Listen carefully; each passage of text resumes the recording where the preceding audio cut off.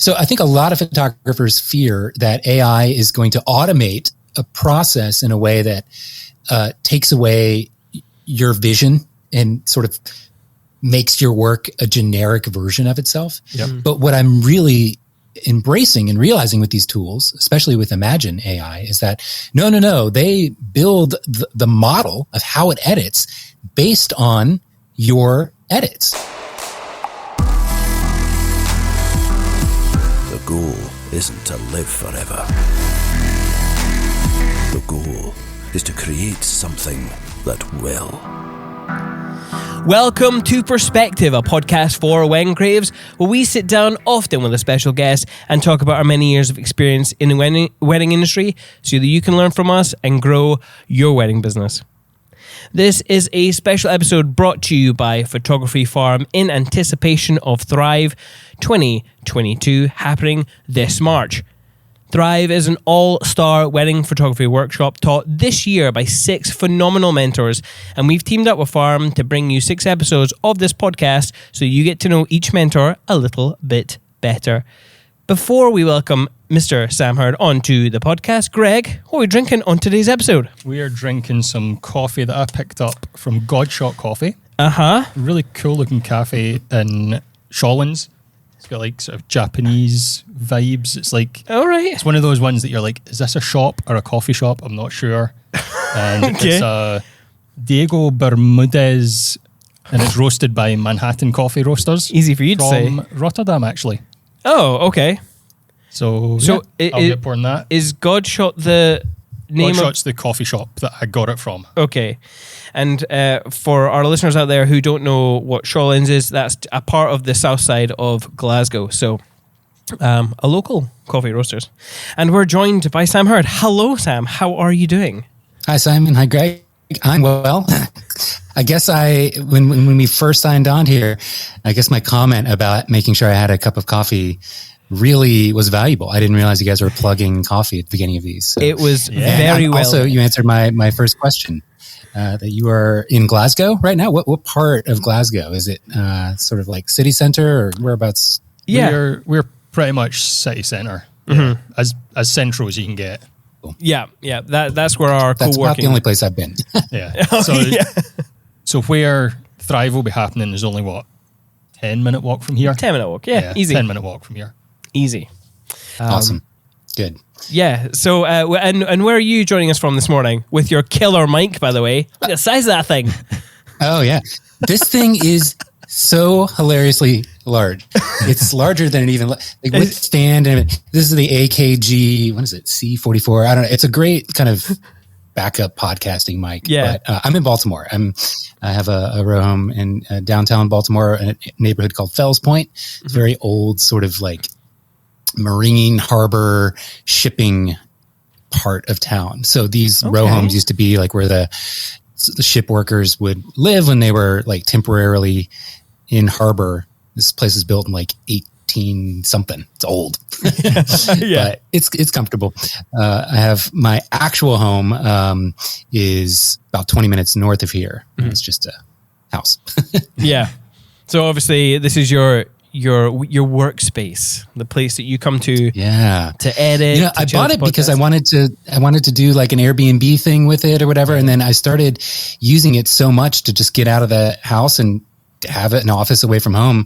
I set up like a little recording studio, like a little portable thing, because I play and sing like guitar and stuff like that. So I've just it's just been perfect as a studio, even though it's a house, but or a row home. I don't know what you call them there. Yeah. Yeah. And is it just you or do you like share the space with other creatives or? Just me. Yeah. I have a friend of mine who's also a photographer and occasional podcast co-host with me, Nathan Mitchell. He's a great photographer. You should look up his work if you don't already follow him. He sometimes pops over here because he just had a kid and he's more and more the only way he's getting work done is to like not be in his house around his child. It's like 6-month-old or whatever. Yeah. When he can. So that's about it. Funnily enough, because Greg has also had a child. 6 months tomorrow. No, 6 months on Saturday. Yeah. Congrats. There you go. Yeah, so I can totally relate to you don't get much work done at home because I come into the office like at least a couple of days a week so that I can just get focused, like full day of work done. Yeah. Otherwise, it's just try and do as much as you can. This is my theory. This is my theory with Nathan. You know, leading up to it, we were like talking a lot about how life will change when you have a kid and on. And it seems like it's really hard to get stuff done. But I actually wonder if because it forces you to create some structure and routine in your life, kind of orbiting everything around this new human in your life, if you're not actually perhaps more productive because you're like, oh, I've got 3 hours, I'm going to knock this out. Versus me, I sit here and I'm like, I've got 3 hours. Should I watch a movie? I don't know. So you mentioned you're drinking a coffee there. Do you have any coffee bean that you like to drink or method? Or yeah, I started to kind of get into that world a little bit, and then I was like, I drink so much coffee that I don't have the discipline to like make a proper cup every time. So I just go with Nespresso. The first time I ever had Nespresso, I was in Italy with an Italian staying as a photographer, and he had it in his apartment. I was like, what is this? It's like, is this like a fancier Keurig? And I hate Keurig, like the little cups or anything prepackaged like that. But he gave me an espresso, and I was like, this actually, I love this. This tastes great. There's an Italian here, so it's got his, you need that stamp of approval. Absolutely, yeah. And then I've never looked back. So I just do Nespresso at this point. Yeah. I've got one of them at home as well, and I use it because I'm lazy. I'm like, I like the process of making a slow pour over and taking the time, but sometimes just pressing that button and getting a coffee in 30 seconds, that's easier. Yeah. So what have you been up to recently? Have you been shooting much, or what have you been doing with life? No, I've been living the past 2 weeks in the glorious glow of having no editing. So I'm assuming, like was the case in Europe where you all are. I don't know, maybe not, but the weddings through summer and fall last year were full throttle, like constant. There was a lot of doubles, triple in a row, combined with a lot of travel. I tend to, I don't know, maybe half my weddings I have to fly somewhere, not necessarily like a crazy destination. And actually, I'm really grateful I don't do a lot of international travel because COVID would have totally screwed me. But other states in the U.S., so I did a ton of travel, a ton of editing, and I always had that, I could be editing right now. I should be editing right now, kind of hovering over me, no matter what I was doing. It's hard to relax when you have like 50,000 photos in your queue. So I'm fully caught up and just been kind of basking in that glow.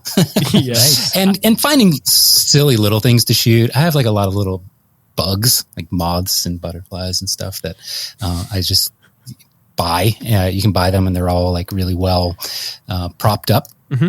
And I have a couple like cool macro lenses. So I'm just playing around with that. Every time I post one of those photos, it's like 7 likes, but it's fun. It's fun for me. It's not about the likes, sir. Come on. Fair enough. Well, I've also been and I don't represent these guys or have any affiliation whatsoever. I've just genuinely loved this app called Glass. I think the website is glass.io, and it's sort of an Instagram as it was 10 years ago, like really photo focused. Okay. Shows you the EXIF data if you've included it on your files. So I've been posting a lot there and kind of building up my profile and just kind of engaging in that community. They right out of the gate, and the downside, if you call it a downside, they charge $5 a month, and to be on it, I think they give you a month free. But their entire business model is based on that, and in theory, they'll never need to monetize via ads. And expanding to video and everything else that, bad that happened to Instagram. So it's $5 a month. That sucks. But again, really photo focused. And, they have an iPad app too that just launched. It's beautiful, which is something Instagram never did, which is kind of hard. So I've been playing around on that too. I wonder if the subscription method will change the way people, like what people post and how people interact with posts. Because they're like, well, I've invested money into this.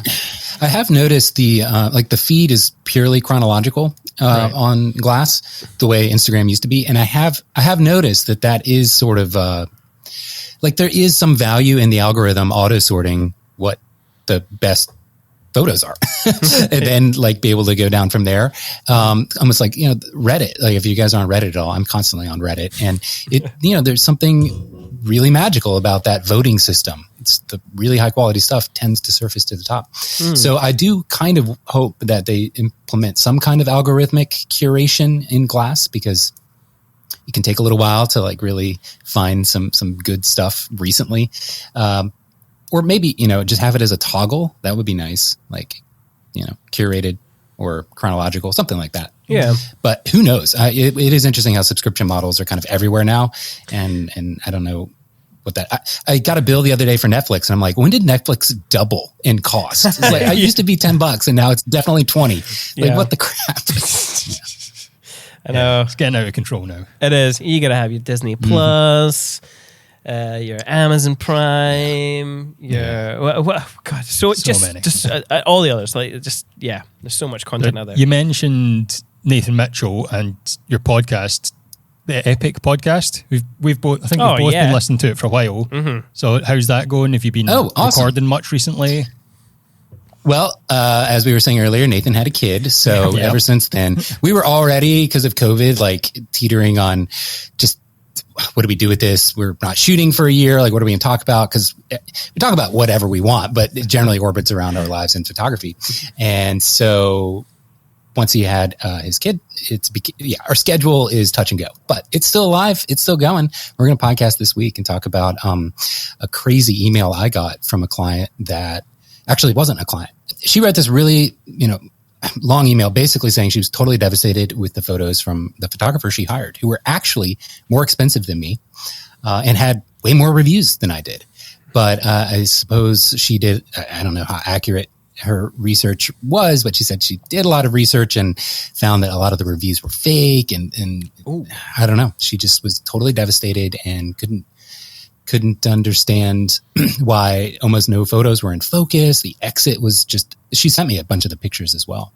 And the only reason I'm comfortable sharing this semi-publicly, not that I would say her name or anything, is because she also posted in a wedding photography discussion group that I lurk in, also venting and asking like, what can I do? These photos are awful. It's like, man, I'm so sorry. You should have hired me, but it's tough because it's not like something you can talk about to potential clients. When you're sitting there in a client meeting, it doesn't really paint you in a good light to say, for me to sit there and tell you like, okay, so what other photographers are you considering? They like clearly they're not going to do well at this time. Like as a photographer, I can look at someone's work and see where there might be shortcomings and to critique and like criticize other people in the industry. Like you can't do that on a client call. It just makes me like, but I wish there was a way I could tell clients like, give me the other list of who you're considering. So at least I can tell you like, definitely don't go with X or Y, whoever. Yeah. Anyway, it's an interesting topic. Yeah. Suddenly all your industry friends are going to be very nice to you. Yeah. I don't know that many local photographers here, like on a personal level, other than my friend Nathan, but that's only because I met him in university. Way before photography. Oh yeah. I kind of keep my distance because I don't want to be sucked into awkward drama that tends to happen. Yeah. I mean, how bad were the images? Like, were they really out of focus? Were they totally unusable? Very bad. Oh yeah, bad. And it was like I feel like she said it was like $6,500 that they spent. That's pretty expensive, and they were soft. It was like clearly, I don't know what you guys shoot with. But in the DSLR days, the lens calibrations, I don't know. Clearly, the person didn't know how to autofocus. It's like it's hard to describe, and they clearly didn't know how to use any like flash, like a bounce flash or any off-camera flash to kind of augment the light. Like the family photos were very. It was like a mix of direct flash and ambient light. Like the shutter speed was way too low. So you were getting like weird yellow casting on the skin mixed in with the flash that was being used. Just like rookie amateur mistakes like that. It was bad. Yeah. Mixed in with them also being generally just sort of super soft. Like focus was definitely missing. It wasn't a matter of sharpness or anything like that. Yeah. Yeah. I feel bad. Because it's the kind of thing that you really can't edit back, especially when it's a focus thing.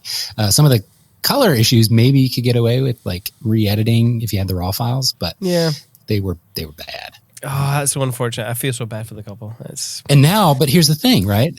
What does that client do? I would say, write a review publicly and say like, hey, these are my photos. We weren't happy. You don't have to like trash them entirely, but like all too often clients don't want to hurt someone's business, which is fair. Like that would suck. As a business owner, to get one review can be really, really costly and devastating. Yeah. Mm-hmm. But you're also protecting the next wedding that person photographs that's not in perfect sunset light, that does have, rain or some issue that they don't have the technical chops to deal with. Yeah. And they're going to ruin someone else's wedding photos, like full stop. Of course they are like that. And that's so sad. And that should be somehow, protected against. So, anyway, enough about that. Yeah.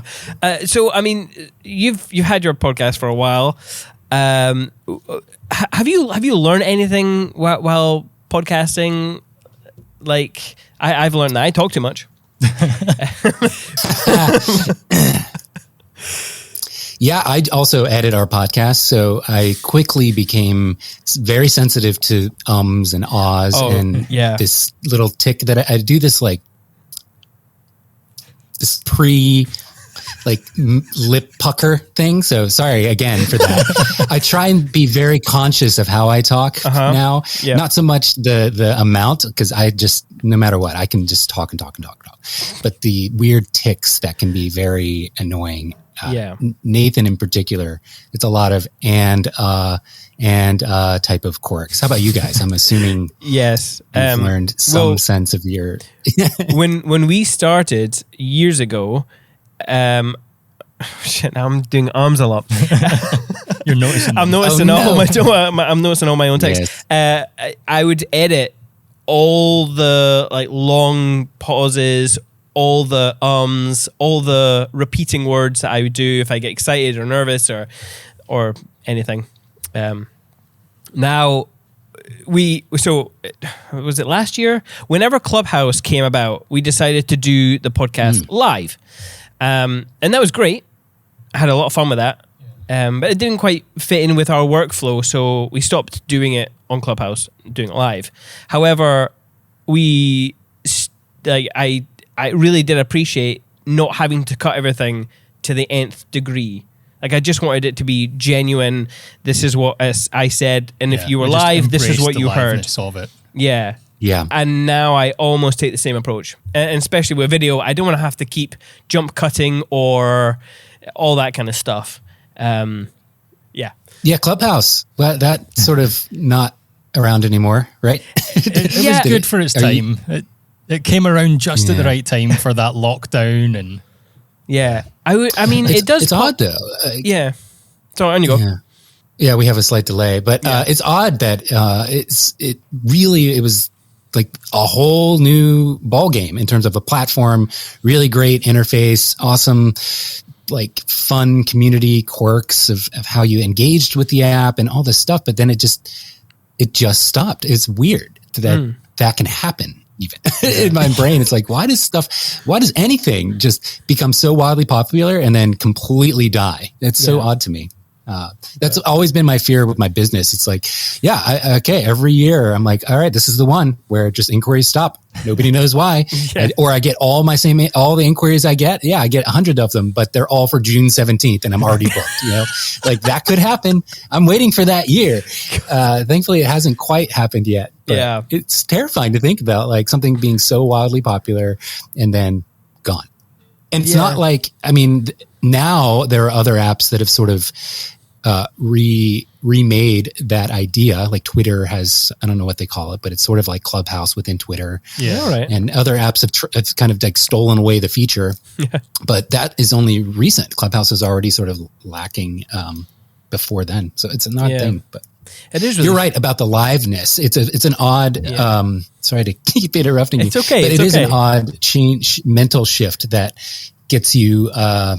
Allows a lot more freeform in a way with when people are listening and they know that it's live. They, I guess, cut you some slack with like talking over yourself or just gaps in your logic or whatever. Versus when they know it's pre-recorded, they want it like tight and sweet.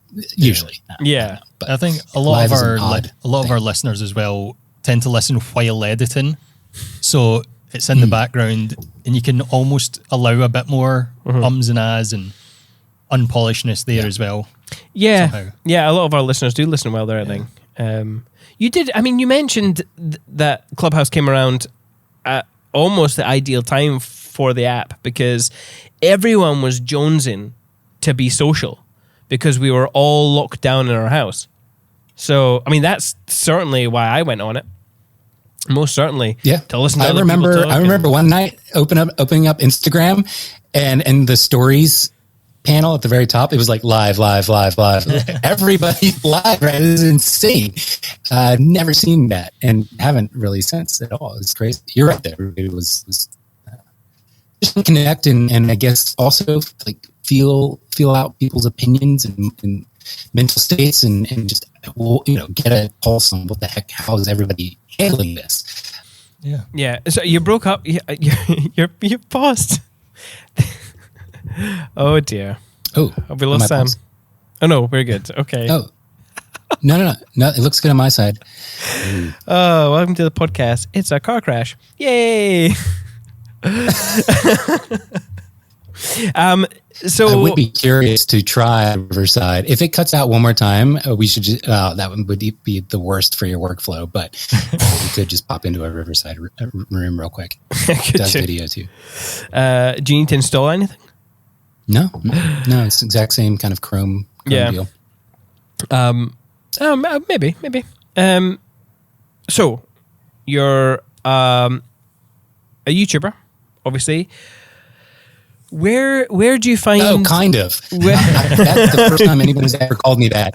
I've mostly used YouTube as a repository to just post videos somewhere else and kind of unlist it. But in the past month or two, yes, I've been doing a lot more public YouTube stuff. Yeah, I had this mental kind of brain fart halfway through my own joke that I was telling, where I'm like, have you ever called yourself a YouTuber? I don't know if Sam has actually. And then, I was going to make a joke about how much time that you have, but obviously because you've selected to have an AI workflow, you've obviously got loads of time. And like you said earlier, you've got hardly anything on just now, obviously because of all your cool AI shit. So, I mean, it has been, so first of all, I have real issues in terms of keeping myself from procrastinating. I also can't speak right now. And I have noticed, so legitimately, like for sure, my AI workflow I use two different apps, one for calling called Aftershoot, and then another one for the actual edits called Imagine. I always call them Imogen, but they call themselves Imagine AI. Very Disney vibe, which is great.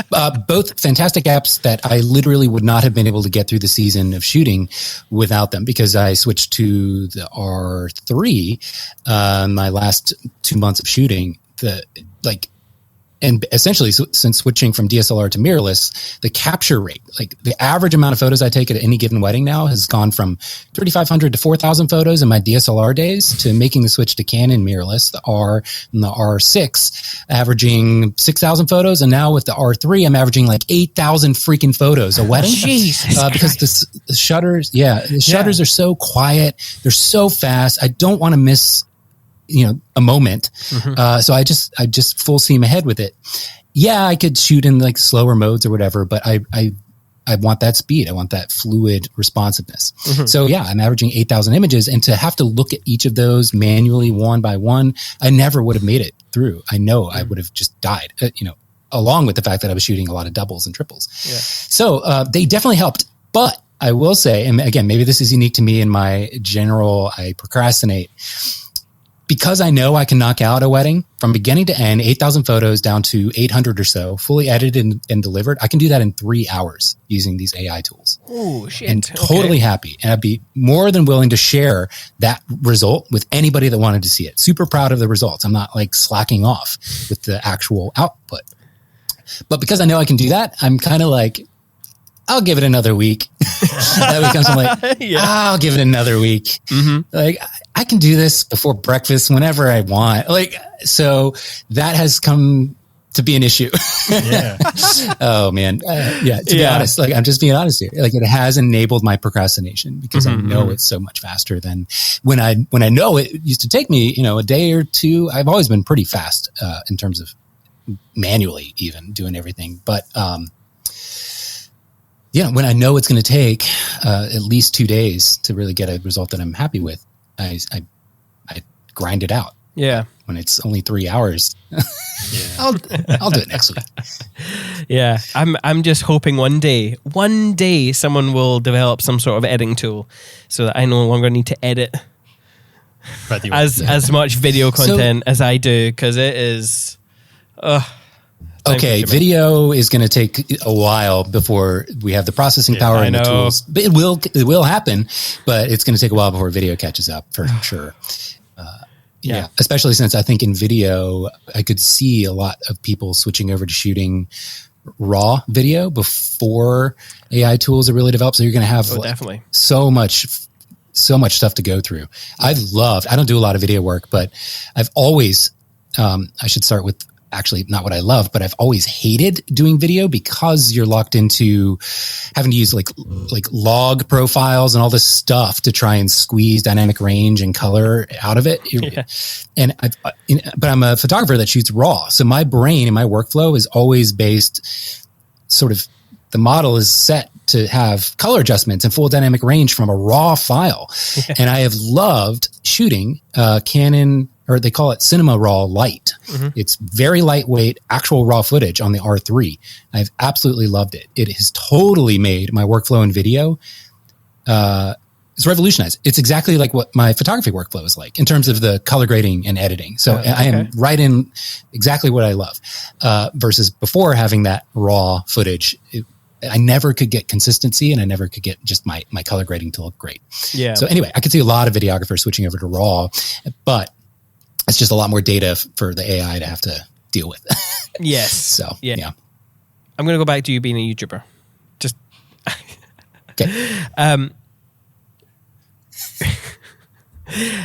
I'm only bringing that back because have you spoken to Thrive mentor Magic Suwalowski? I know Magic. Yeah, you know Magic. Okay, I know him. Have you conferences and stuff? Yeah. Have you? Because I know he's a YouTuber.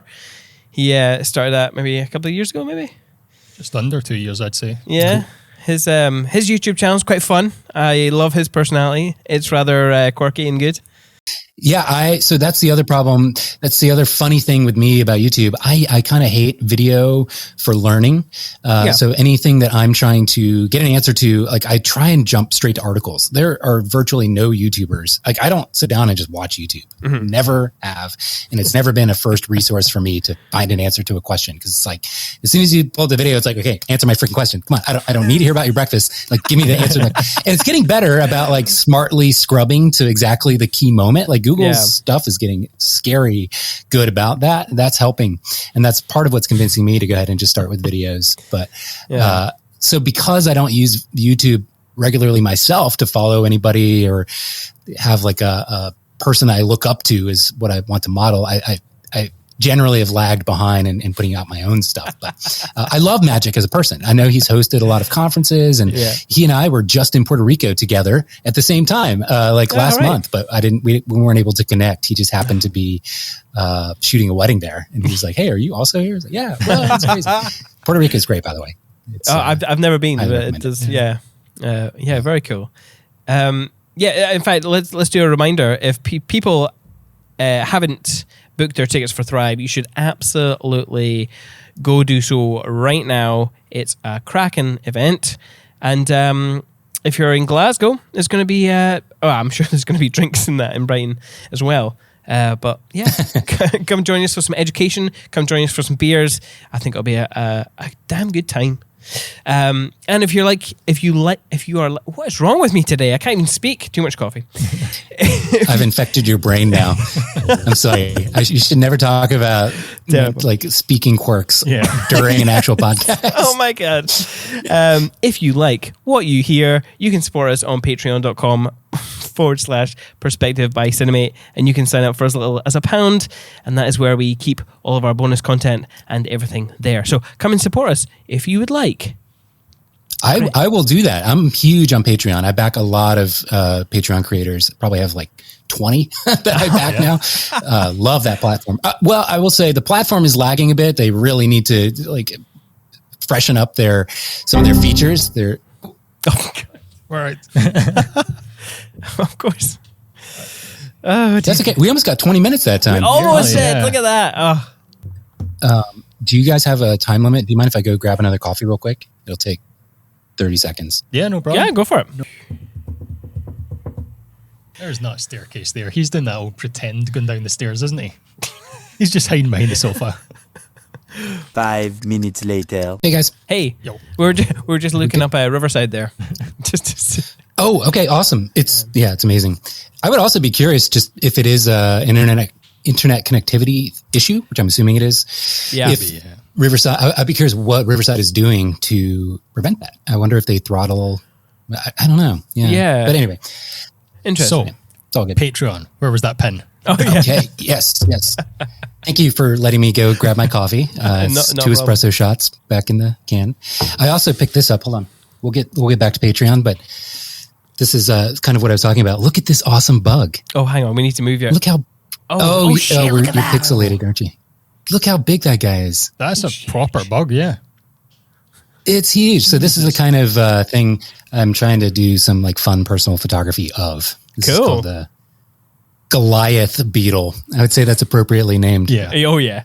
I think this is actually in the UK. At least he shipped from there. I didn't. Holy shit! I hope it's not from the UK. That thing's fucking massive. Jeez, dude, it's so crazy. Okay, so Patreon. Do you guys have how long have you done your Patreon feed? I think we've only really been content using Patreon for this season of the podcast, so less than a year. Yes, we really do need to push it out further. To be honest, I think, Okay.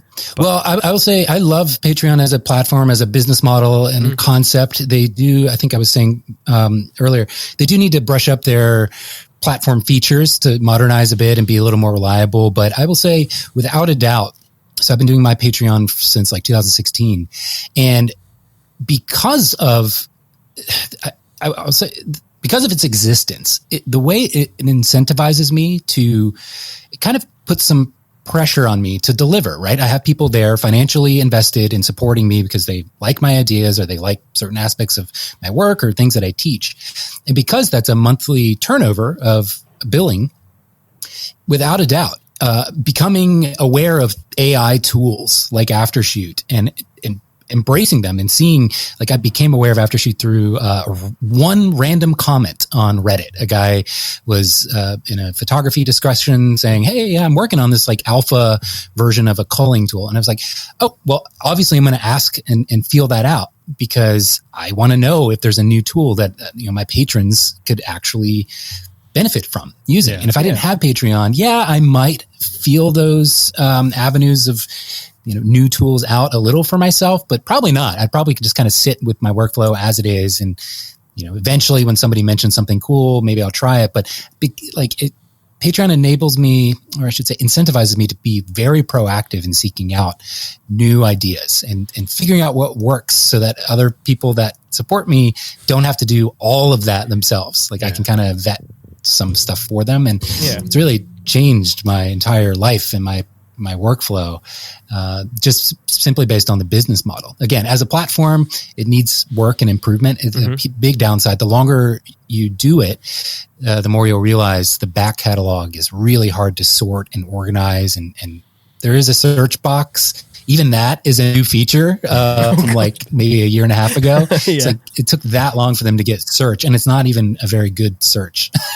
So they need to really spruce up like this whole back catalog that people have. But I'm glad to hear that you're trying it. I'm a big believer in it.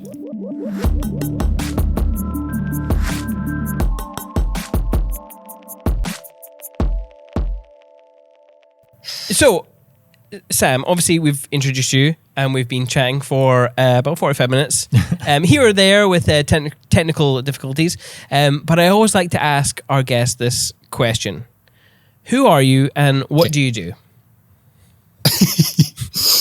I got real deep for a second. I was like, how deep do I go with deep. Who I am? Go deep. No, we don't have to get that deep. Although I was a camp counselor in my early 20s, and I'll never forget one of the director of the summer camp. I worked there, I guess, 4 summers, and he always said, never forget who you are or where you came from. It's like his motto. And it's the simplest idea, but when you're younger and you kind of I don't know what the right word is for it, but certain things, phrases or inspirational quotes or whatever kind of can sit with you and kind of shape your life in a way that's surprising sometimes. But anyway, but yeah, I'm Sam. I've been in DC. I majored in computer science, got my first job as a photographer after only really shooting for fun, a lot of landscape, like macro nature stuff. I got my first job through an online classified called Craigslist and got hired full time. Really, really not well paid, shooting press conferences and kind of DC news making events as a staff photographer at this place called the Press Club. That's where I cut my teeth with photography. I was their staff guy, so I was the only one. I really was figuring everything out on my own. DC has a lot of freelance photographers, so a lot of the events that I was shooting in my early days, I could be wherever I wanted. There were no restrictions on me in the space. A lot of times at the press conference, if there's a high level person, you can't go behind the podium or in the other room where they're like doing their VIP reception if you're a freelancer because you're just the public. But I could go wherever I wanted. So I kind of combined that access with also observation and learning kind of shoulder to shoulder with what lenses and tools these freelancer photographers were using. And anyway, that's how I learned how to photograph people. It's just kind of being in these really high intense press conference environments. And been shooting weddings ever since my first one, which was a coworker. She was getting married. Definitely found my life's calling. I love weddings, absolutely everything about them. I was built to shoot weddings specifically. And I'm so grateful to have discovered that because so many people go through their entire lives without really finding that thing that is just continually, it's like people feel burnout. And occasionally I get creative burnout, but I am continually renewed every year that I cycle back through shooting weddings. It's awesome. What about weddings in particular do you love so much? The energy, the high pressure of having to deliver something creative. I do, without a doubt, my best work when my back's against a wall. It's probably a part of the reason why I procrastinate, because when I'm like, I literally have to get this done in 3 hours or, they're going to be really pissed. Like that's when I do my best work. And a wedding day is full of those kinds of moments constantly. So, I've been doing it long enough now that I actually thrive. Plug for that word. I thrive and feel very comfortable in those kind of high stress moments, which is wonderful for wedding clients because they can kind of mirror my attitude and my calmness. Even though I'm problem solving like crazy in my head, my general demeanor is very relaxed and comfortable. And that is wonderful for wedding clients because it helps them slow things down and not be so stressed on their wedding day. And I love bringing that energy to people's weddings because, small things can really throw everything off the rails emotionally, logistically at a wedding day. And being able to kind of correct for that back to keeping things on target and just making sure people have a great experience. So, Yeah, awesome. I think we're the same. Well, me personally, I like the very quick nature of things. Like having worked on a few like commercial projects where I'm not the camera person, they're just so slow. Oh my God. Whereas with a wedding, it's just like, here's the preps, boom. Here's the a high emotional impact moment, and then you're off to the ceremony, and then here's some more emotions, and then it's this and that, and you're just like, oh shit, audio, video, Greg, what you doing? Great, lights, cool. And by the time you've, woken up, the day's over, and it's just been like, whew, shit, I hope I did well. And you always do. Yeah. I love that. I love that feeling. Like getting home and just like, I can't wait to see what I got. And I tend to be very improvisational in my approach. So I let the ideas totally flow through me. Yeah. And I almost never remember like what I might have one photo where I'm like, oh, I need to make sure and go look at that right away to see how I did. But really not very often. It's like I forget almost everything that's happened. And then the next day when I'm sitting down reviewing the stuff, I'm like, oh my God, I love that I did that. Or, ooh, that was a fail. Like, and trust me, I do a ton of shit ideas, total crap a lot of the time. But, I love that excitement of kind of getting through and going through the editing phase as well. I love editing. It's such a fun part of the process for me. Not it can be tedious, the bulk, but the AI tools really help with that now. To recapture some of the pure fun of editing. Like in the early years, because it can get. I mean, when I look at your images, that's what I see. I see a person who is having a fuck ton of fun while they're working. But how would you describe your style of photography? And I know people don't often like being asked to describe their style of photography. Yeah, it's all good. But yeah, how do you see it? I mean, almost every client meeting, they ask me that, and I'm like, look at it. I don't know. What do you see? It's like I never have a good answer. But I will say, I mean, I don't have a concise answer, but my general intent and where I really have fun is when I capture a couple. Well, it's kind of two extremes, really. One is just pure raw emotion where I'm there, fly on the wall, documenting somebody, truly being vulnerable emotionally with usually that's tears. It can also be laughter, like when somebody is truly at their peak happiness and you see their little muscles squint around their eye and they're truly like, I love shooting through those moments where people are just genuinely peak emotion.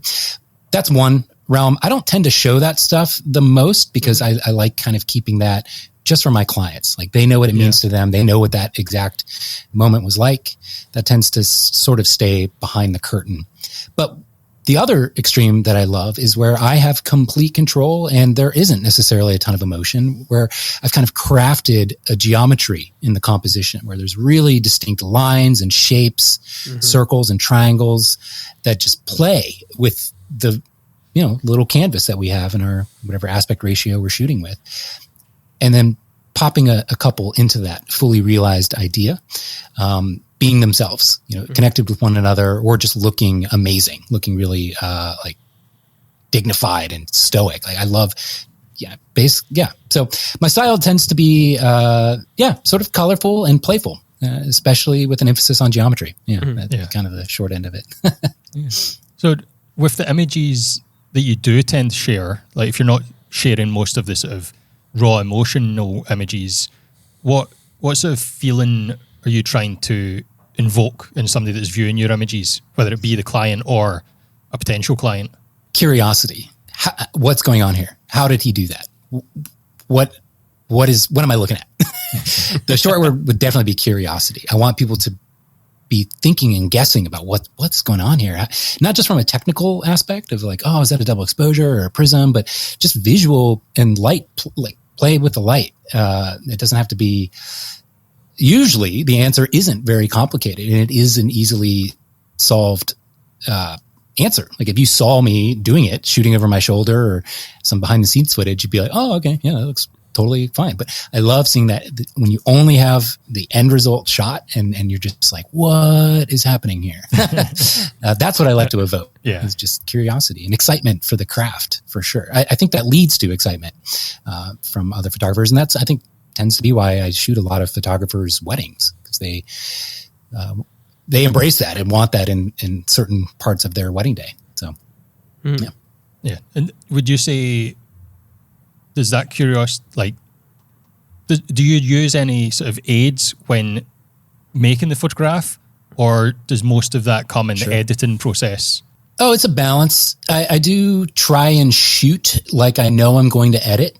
So that can be in terms of dynamic range, like underexposing for highlights. So, on the back of the camera, it might look way too dark, but I wanted to retain things. So some of it is play and editing, removing signs and stuff like that I know I can take care of. But a lot of it is, I use tools like a prism or a phone screen to reflect out certain distracting things. Because my big thing in creating really clear compositions with playful geometry, you really want to remove a lot of context, where people are just lost in a scene where it's just really not clear exactly where they are. It can be a naturally beautiful place, but it could also be just like a conference room or something that was, on the face of it, very boring. But you remove all that context and just put them in a shape. That can be magic.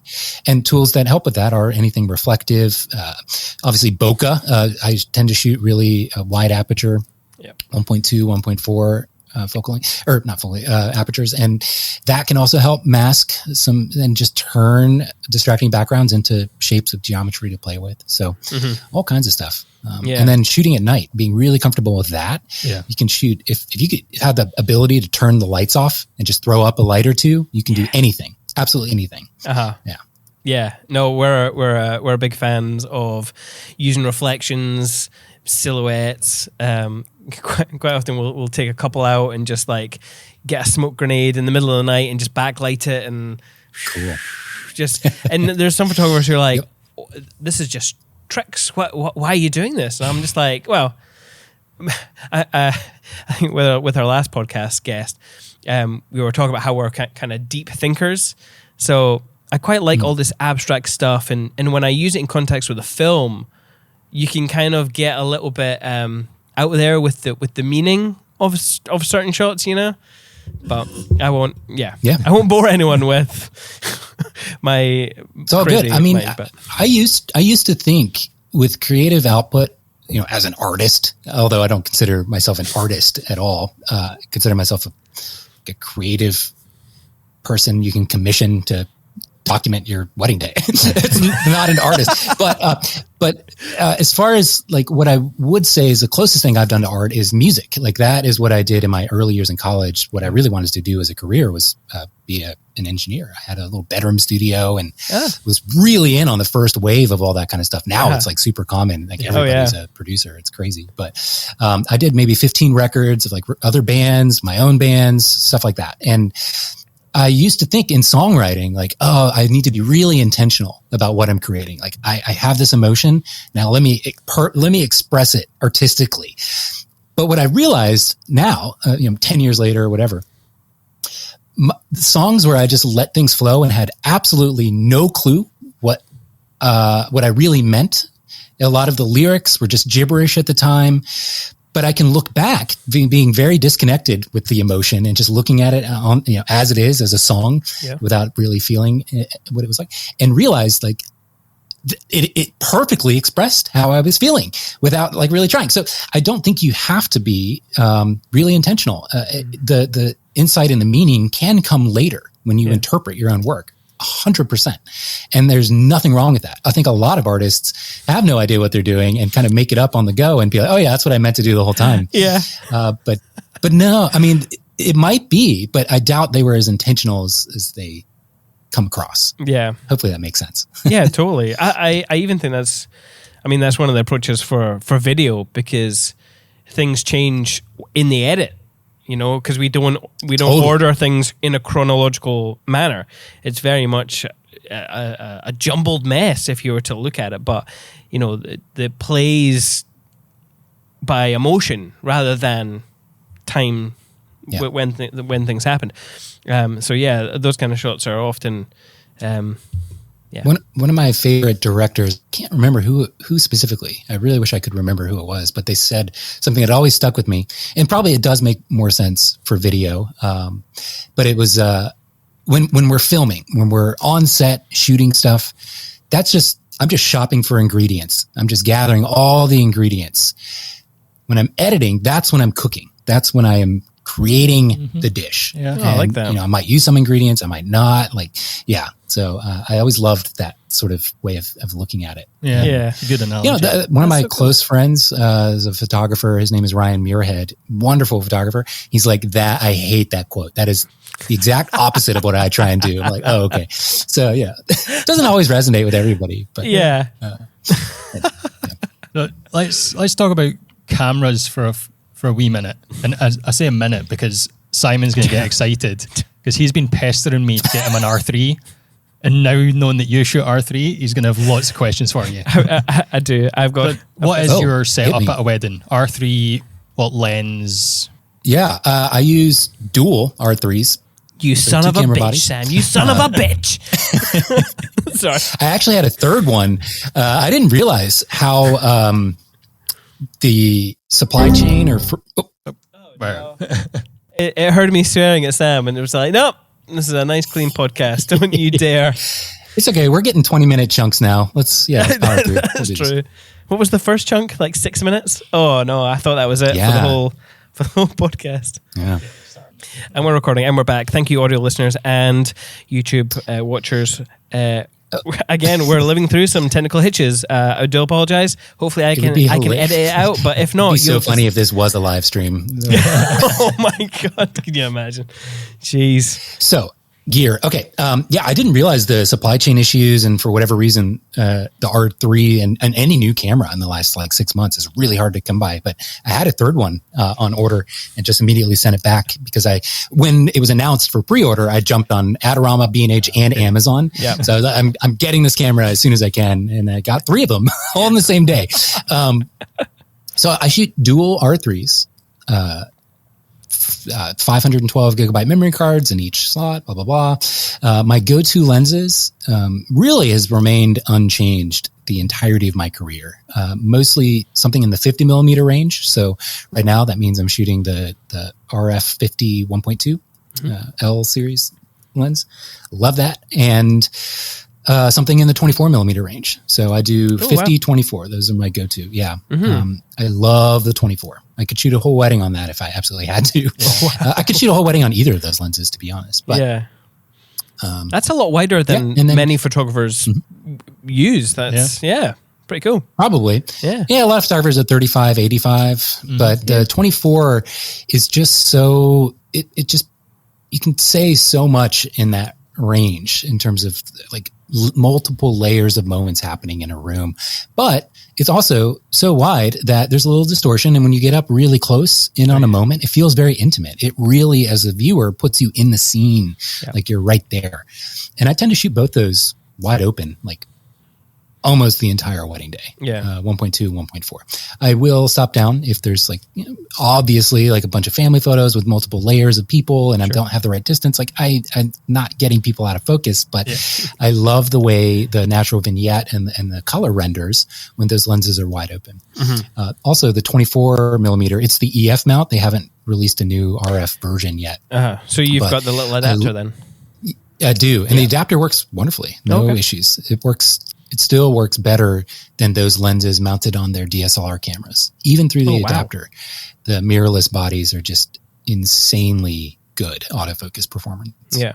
And, the 24 EF though, that lens, I used to shoot Nikon. I shot Nikon for my first 10 years. And I was always jealous of that 24 millimeter Canon lens because at its smallest aperture, when you stop down entirely, shooting directly into the sun, you get a beautiful sun star. It's, I think 6 blades, with the aperture, and it creates a 6-blade sun star, that I just love the look and character of. And that's the only 24 millimeter that does it. So that's another reason I love that lens. But I also own every lens. So I have a bonus slot in my bag where I'll just bring the 28 to 70 f2. That is an awesome lens. It's an RF mount. Yes. That's a great lens for family photos in particular. It's the perfect group shot lens ever because you have the full range of what you need. Distortion's not bad. It's 2.0, so it'll work in low light. Super sharp, but it's a monster. It's so heavy and huge. Yeah, it looks massive. You wouldn't want to shoot. Have you tried that? I mean, you mentioned shooting some video. Have you tried the 28 to 70 on some video? Because I heard the lens breathes and it's a little bit of an issue, but nope, I've never tried video with it. Cool. The only video lenses I've used is because the nature of what I do is mostly just talking at the camera. So one stationary camera with the Sigma 20 millimeter f1.4. That's my go-to wide head-on shot lens. It works wonderfully. And then the 85 RF mount, 85 f2.0, I'll use for super close-up shots of like gear or whatever I'm talking about in my video. But I don't do any storytelling video. So, the equipment I use for that is probably not that interesting or valuable. Fair enough. And then I also have a couple flashes. I don't do a ton of flash photography, but bounce flash most of the time. I use the ProPhoto A1X. I freaking love that. And then I've got a couple of Godox V1s. Those are, quarter of the cost. I kind of keep them as backup. And then I've got a Bowling, Boling. It's called a Bowling Vlogger LED video light. It's okay. The size of an iPhone Pro Max. It's like a big rectangle. Yep. And we'll do the full RGB spectrum of color with some great presets you can program in there to just jump around to whatever color you want. I use that for lighting situations where I can't bounce. There's nothing to bounce off of. I'll just kind of hold that 45 degrees or so off with my left hand and shoot, especially during exits or something. If the sparklers aren't bright enough, that is just, it's an awesome, it's USB-C chargeable. So super convenient, and the battery lasts a long, long, long time. It just has a really beautiful quality of light as well. That can be hard to find sometimes in LEDs. Cheap LEDs they have like a weird color cast. Like you just can't ever get the skin tones to edit right. You know what I mean? Yeah. This doesn't have that problem. Yeah. Very cool. So Greg, can I get an R3, please? No. What are you guys shooting with? What are you guys using? So we have a Panasonic S5 that we're shooting on right now. Greg has a GH5. Yeah. But Simon used to use the 1DX Mark II as his main camera religiously. I loved it. So he wants back to that autofocus for video that the Canon 1DX had. And just the shape of it, the size of it, I don't know. I know it's a lot that was lighter, a gripped body, right? Yeah. You can kill someone with that you thing. want the R3. Huge. I think it's pretty much the same battery, isn't it? It is the same battery, It is. Yep. Yeah, so that's cool. Although nice thing though, the R3 will operate while plugged in over USB-C. I thought I was going to have to get one of those for like longer take video. And I hate swapping batteries, and in the middle of it, you can just plug in the USB-C and it'll just keep operating. I can't actually remember. I think the R6 did not do that. I had to get like a special battery that was also attached to an outlet. Yeah. Super annoying. Talking about super annoying. 6 minutes. God damn it. So, I mean, I had a whole load of questions about the R3, but I'm a videographer. I am a filmmaker, so you're probably not going to be able to answer the majority of questions. I mean, probably not, but it shoots 4K RAW, 60 frames per second up to, and then it will do in MP4 mode, 119 frames per second. So you can get it won't capture the raw footage there, but I don't know. That's about all I know for video specs. Yeah. But I shoot in Cinema Raw Lite, and I cannot be happier with the files. And I do all my editing for video in DaVinci Resolve on my MacBook Pro with the M Pro Max chip. Oh yeah. And it flies. I barely have to even generate optimized media. Like it'll just go with the raw footage. It's insane. Yeah, that is crazy. It's so nice. Yeah. Yeah. So good. So your talk at Thrive 2022 is titled Choose AI, Choose Life. Oh yeah. Is that a play or a nod to Trainspotting? That was Lisa's title. Yeah. I should have her title all my talks. You want to hear my title that I sent her? Let's see if I can look it up. It's probably going to be the most boring thing. Like, I'm not creative. That's going to be my downfall on YouTube, by the way. It's like, I want to title a video like, this is my Canon R3 review for wedding photographers. And nobody's going to click on that. I don't know if I can actually find that.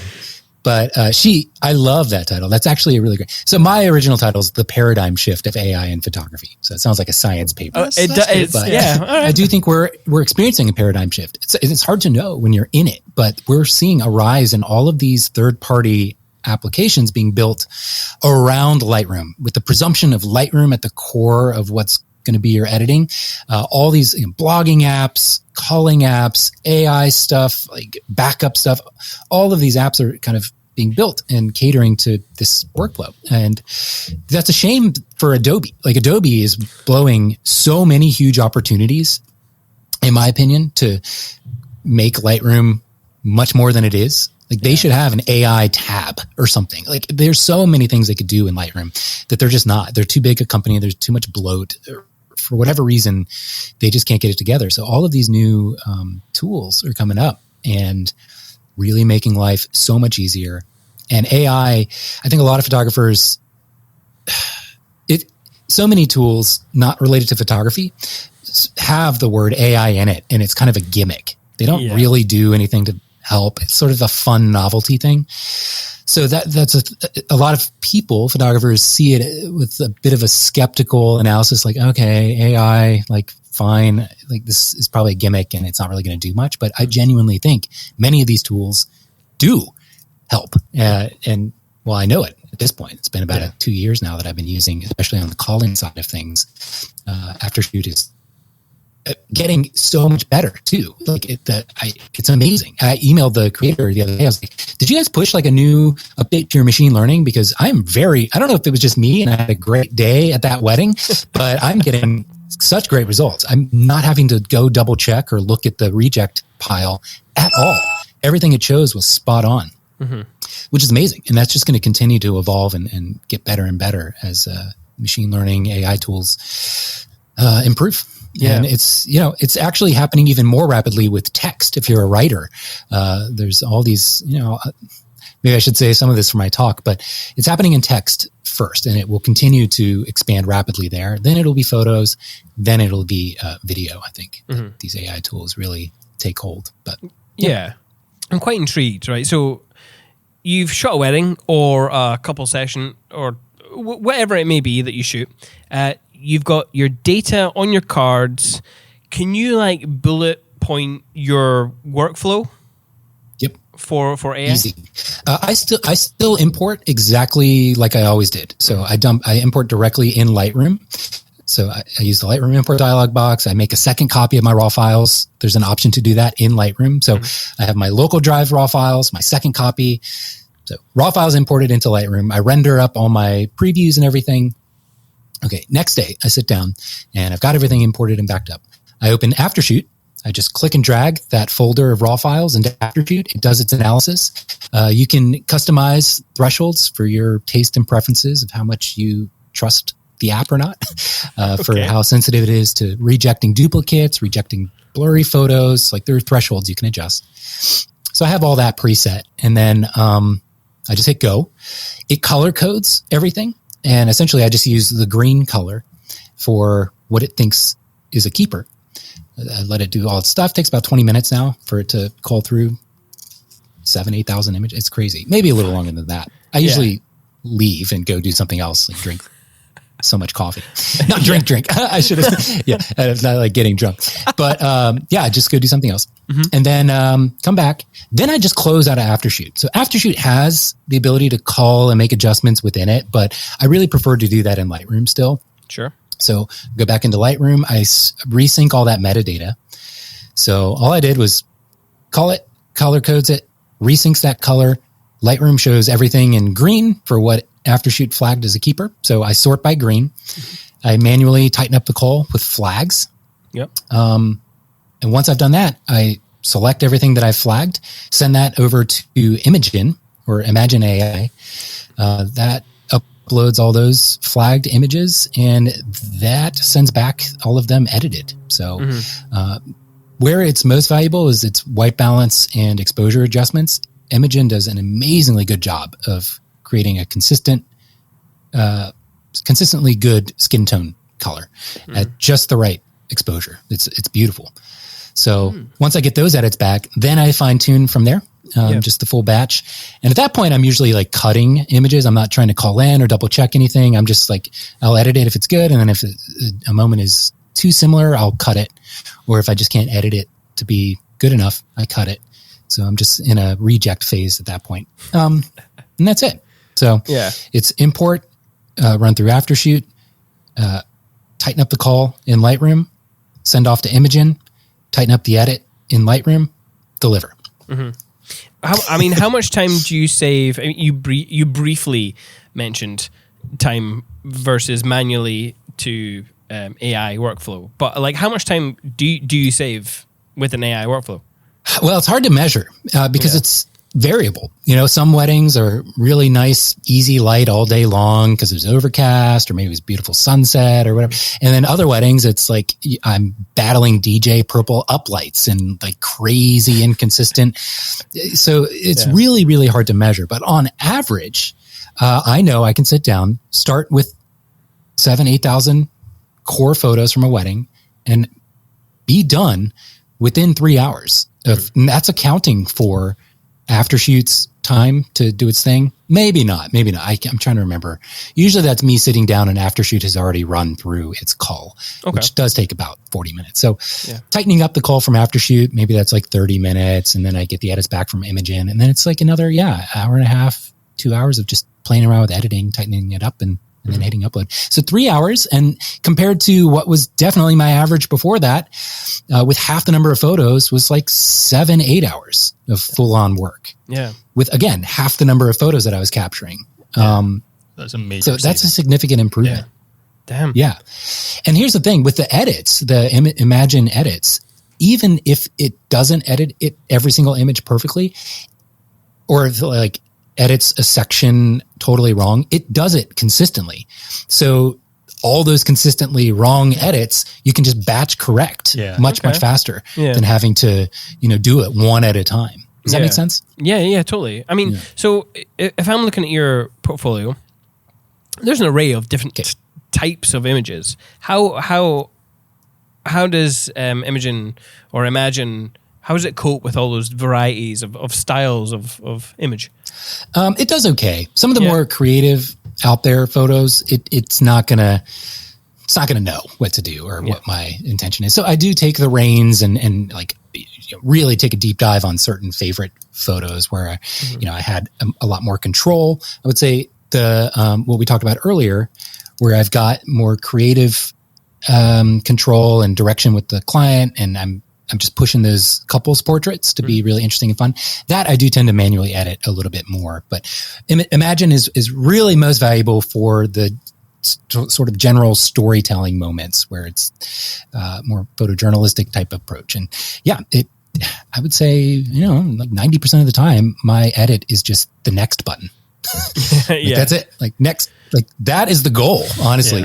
But I mean, there's definitely the parts where it's like extreme dynamic range or something where I've got to play with gradients and really, the AI just isn't going to know what I want yet. But they're working, as far as I know, on somehow leveraging Lightroom's new AI masking tools where it can do subject detection and automatically do that and brighten and emphasize where it detects the subject of the photo being without you having to do it by hand. That's stuff that they're working on. It's amazing.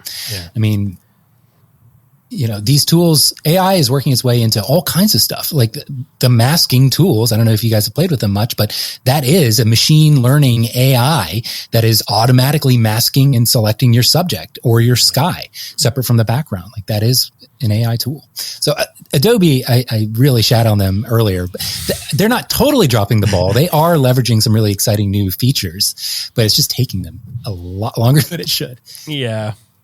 I mean, we're Adobe users as well, and I was a Canon user for the longest time, and I just feel like you can wait for so long, so long, and just feel like you're forgotten about.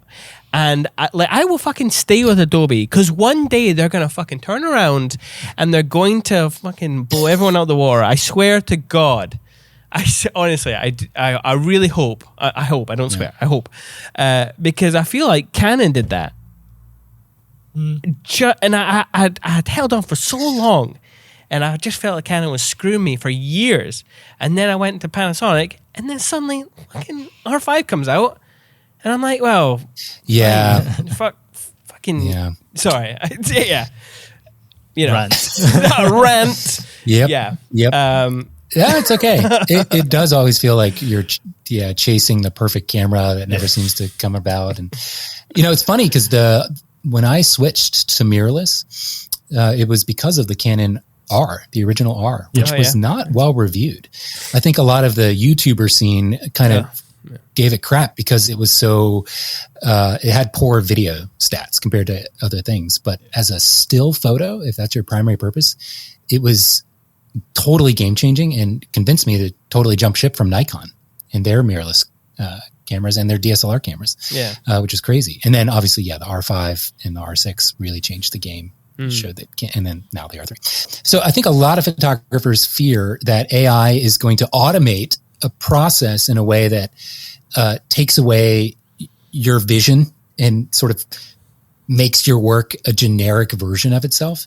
But what I'm really embracing and realizing with these tools, especially with Imagine AI, is that no, they build the model of how it edits based on your edits. You to build a profile with them, you send them 5,000 raw files that you've edited with whatever presets or editing style you like.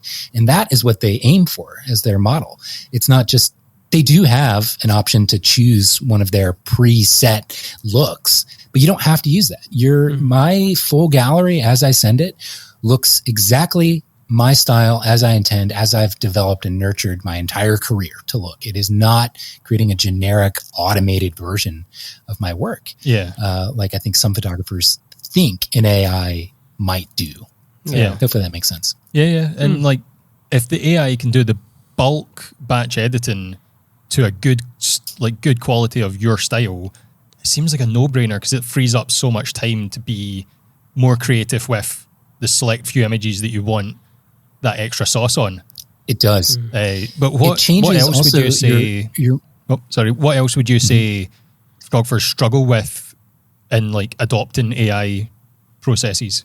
It's still not the cleanest workflow to have to jump in and out from Lightroom to another third-party app and then back into Lightroom. Like that can be a little messy if you don't have good file management. And having really organized folders and awareness of exactly where your working raw files are, where your backup raw files are, where your in progress raw files are, where your delivered ones are. Like photographers, if all of that is a mess, then it's exponentially more complicated to have to jump in and out of these third-party apps as well. Like, so I think that's a big thing. You gotta have a clear, defined workflow with a solid grasp of where everything is before using these tools.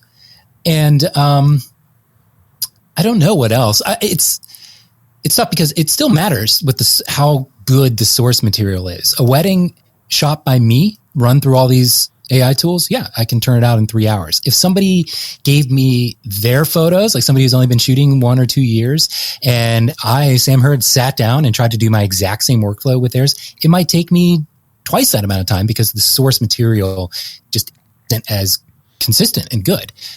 So, I think a lot of photographers in their early years might lean on that as like, well, it's giving me crap as an output. It's like, well, it was crap as an input too. So it's not going to totally make you like a better photographer or give you like the best of your photos if your photos kind of aren't that great to begin with. So that can be a bit of a thing. And then I also think that, it's hard to know the limits of where the software is going to fail. Like there are just certain scenarios where it's not going to do well.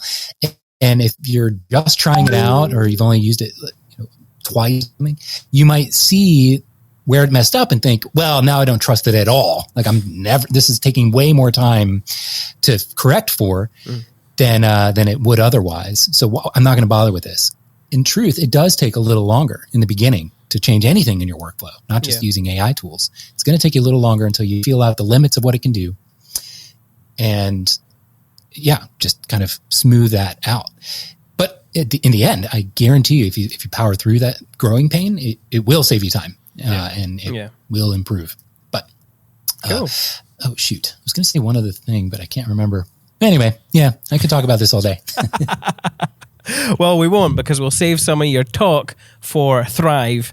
Sam will be talking more about AI during Thrive. But it turns out AI, it won't be killing people and taking over the world. It will, however, be making your images killer while you kill time. Hopefully not. So if you haven't already bought your tickets to Thrive, do so right now. It's going to be a hell of a time. Sam, before you go, we always like to ask our guests two questions in particular.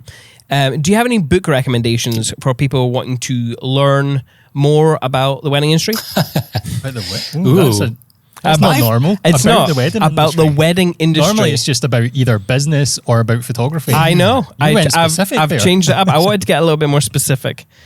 You know, most of the books that I have that are photography related are not wedding genre at all, which I find super valuable to have exposure to, and sort of fill your mind with fine art and nature photography. One of my favorite photographers of all time is Nick Brandt, and he does sort of like almost fine art portraiture of wildlife in Africa.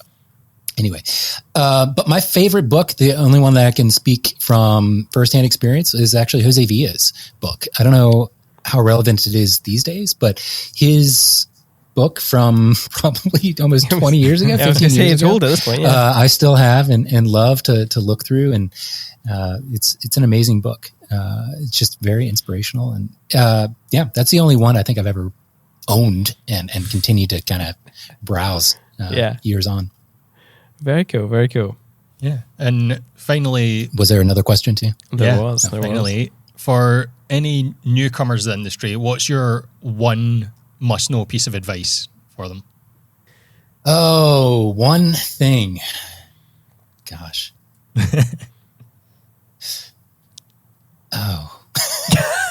Put you on the spot. If I want it to be business related, I think the biggest value that really upped my business was outsourcing my website branding to someone else. I really felt like I had to do everything especially my branding myself, so that it was me, like I was coming across. Yeah. But and there's a tendency to do that in your early years with every aspect of your business, the accounting side, everything you try and do yourself because you can't maybe afford to outsource it or anything else. But outsourcing my branding was the number one best thing I ever did for my business, because it gave, if you have somebody who's a professional do that, they will make you come across in a way that you want way better than you're going to be able to. I'm not a visual graphic designer. I'm not a very visual person, which is maybe surprising, being that I'm a photographer, but I suck at graphic design and all that kind of stuff. But having a professionally branded website is so critical. And I think a lot of people don't emphasize it enough, because everything's on, all the traffic and all the eyes are on Instagram and TikTok and all various social media platforms. But at the end of the day, if somebody's going to spend multiple thousands of dollars with you to shoot their wedding, they're going to spend time still. The number 2 visited spots on my website, my About Me page and my portfolio page, which I almost never update. They are set in stone. Occasionally I tweak my portfolio, but that is where people go to get a sense of who you are and how you showcase your photos. It's so powerful. And hiring somebody who's a professional in that field, just like you wouldn't hire a studio photographer to shoot your wedding, probably. Don't hire a photographer to do your branding. Don't hire yourself to do your branding unless you're, maybe you have a training in how to do that.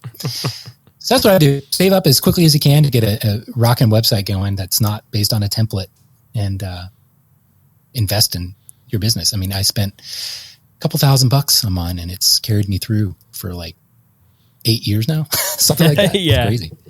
Yeah. That's a good one, because you're right. Like, a lot of people at the start of things think, oh, I can't afford it, so I'll just get a template and I'll make it myself.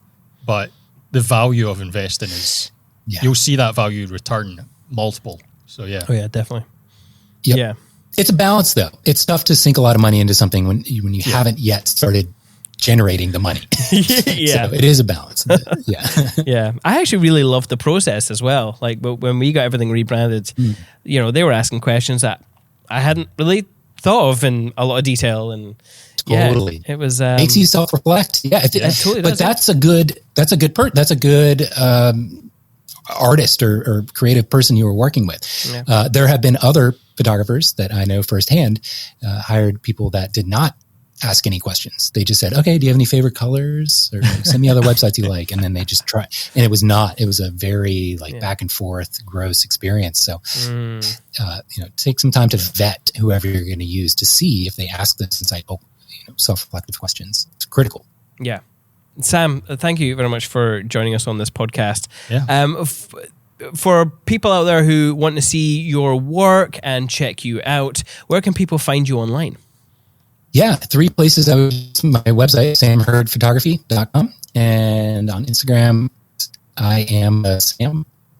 It's pretty easy to remember. And then I have Patreon, patreon.com/Sam Hurd. That's where I first share anything of high value, sort of behind the scenes. That's where I definitely go first, is my Patreon feed. So 3 places where I'm most active. Very cool. People can find us at cinematefilms.co.uk, on Instagram and Facebook at /cinematefilms. The 21st, 22nd of March for Brighton, the 24th and 25th of March in Glasgow. 6 incredible speakers, shoot sessions of your favorite heroes, see them in action. You get your lunch and snacks provided, held at some pretty cool boutique hotels. Not only that, you get a cool killer goodie bag and the chance to hang out with your industry peers for 2 whole days. Hell, if you just want to do the whole tour, 4 days. You could go do Brighton and come up to Glasgow and see us. Why not? Yeah, it would be cool. That would be fucking cool. Honestly, I know. People have like a big talk or whatever, like an hour long. I'm going to do my talk about AI, but the live shoots are, I think, the most fun. That is just great to just walk around and see somebody else go through their creative process and speak their mind while doing it is awesome. Yeah. Yes, absolutely. I mean, we've been a good couple of times. I mean, it's so much fun as well. I love it. So a personal recommendation from us. Even if you're a filmmaker, you should absolutely join this resource. Yeah. It is so good. Totally. We hope that you enjoyed this episode, and if you did, you can join us on Patreon at patreon.com/perspective by Cinemate. For as little as £1, you can support the podcast, and it's also where we put all of our Q&A content, all of our extra bonus content that we make. It lives there. If you don't have any money to give, that is absolutely fine. You can hit subscribe on wherever you get your podcasts, and we hope to see you there for free. We really do appreciate you listening. Maybe just give us a shout out if you like the podcast. However, In the meantime, don't just survive, thrive.